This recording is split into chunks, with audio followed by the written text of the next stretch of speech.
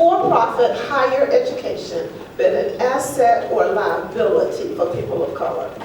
I can answer it real quick and then we can do the second one. I think it's been a liability because even not-for-profit higher ed is done in a way now. It might as well be for profit. I mean, even not-for-profit higher ed is such a corporation, such a big business that we got folks graduating with double the debt that they were graduating with when I graduated in 1990. That's happening in non-profit institutions, let alone for-profit ones that really don't have the best interests of the community in mind. So I think we need to really crack down on the misuse of higher education dollars in for-profit business. I feel the same way, by the way, about healthcare. I think the idea of companies getting rich off other people's illness is absolutely insane and obscene. We got to have a whole conversation about that. And that was a short answer. That was short for me. But he wants to take one more. Let me do it real quick. Okay. How do we begin to address institutionalized racism within the public school system? And your thoughts, at minimum, should cultural competency training be mandatory for all public school personnel? At a minimum, the answer is yes. I think very much like what I said about cops,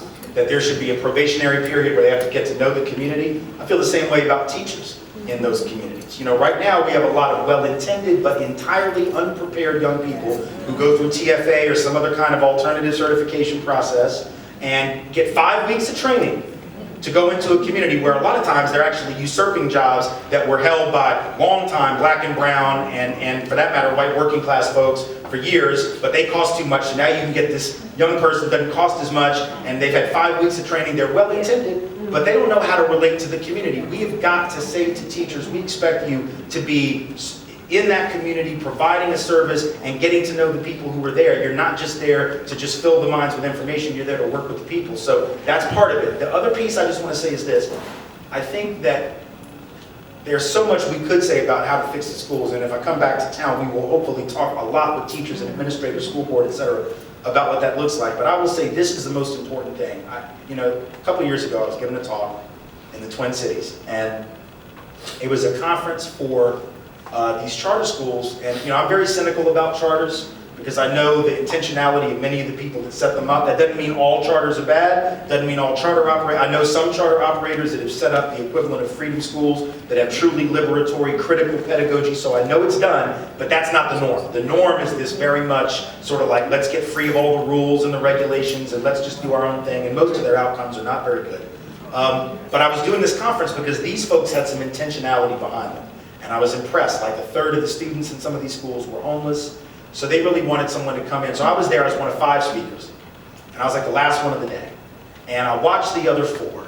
And I think their intentions were all good, but to me, it sort of came across like one guy and all these other teachers, well, 2 of the other speakers were folks of color, but the 2 folks of color and the other white person, they all sort of came off like drill sergeants. They sort of came off with that attitude of like, get your shit together, pull up your pants, da-da-da-da, no excuses, you can do it, don't take any no for an answer, And it was all very nice, but it was sort of like, you could see the kids, first off, they were checked out, right? Because they've heard that all of their life. They've had that pumped into them since they were babies. So they were all sort of laid back like this. They had their heads on the desk. They had their headphones in. They weren't paying attention. I was having a hard time paying attention. They were paying me, right? And so I'm watching these kids fall asleep, and I thought, what in the world is this middle-aged white man going to say that's going to be different? And so I got up, and I said, I just want to start off by saying that we lied to you. And I said, when I say we, I mean all of us. We all lied to you. I mean this country lied to you. This country told you that we believed in equal opportunity for everybody and you could be anything you wanted to be if you just work hard enough. And that was a damn lie. And I think you know it was a lie. Now here's the thing. All of a sudden, adults were getting nervous. Even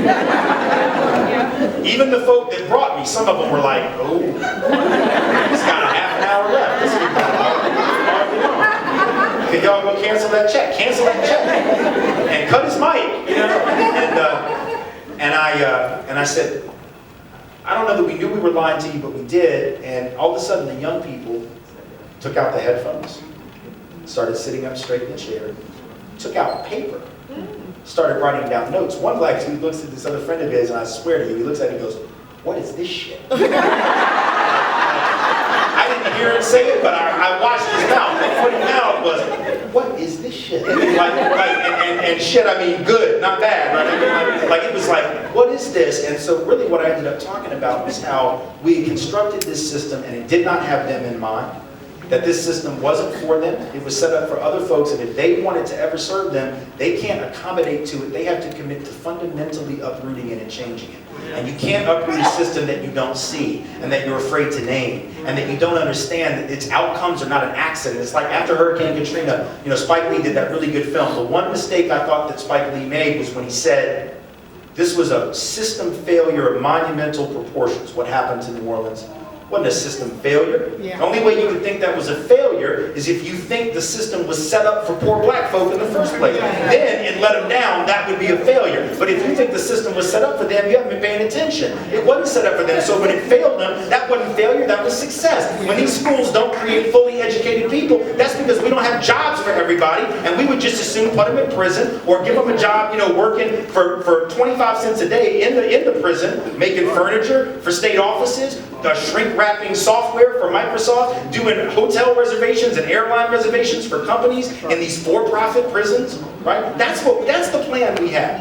And young people know that. What they don't know, and this is why what I said, it wasn't that I'm some genius and brilliant. Like everything I told them, they knew.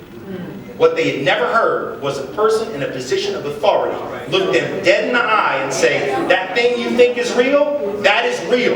That is happening. You are not seeing things. You are right and we are wrong. We lied to you. You know the truth. And all of a sudden it was like their reality had been validated. That's what young people need. They need their voice to be validated by us older folks that have been at this. We try to shut them down too often. We got to stop doing that. We got to listen to those young folks. We have to let them tell us how those schools need to operate because they know what's not serving them and what needs to serve them. That's the mindset we have to have as we go forward.